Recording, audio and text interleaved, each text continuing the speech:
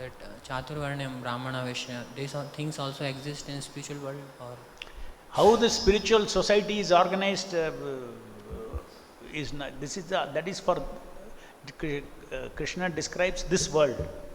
There will be a transcendental system of organization.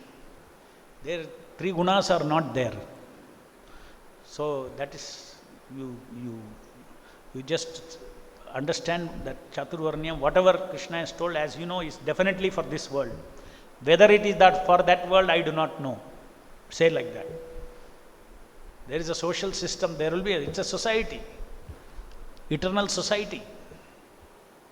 Unlike Mayavadis, they all say everything will dissolve and something is, no society, no this thing, nothing. No. Our realization is what? Our spiritual realization ends with saying that, oh, nothing is one, unlimited variety. That is a spiritual realization. What they are thinking? All this variety, all should reduce to Brahman.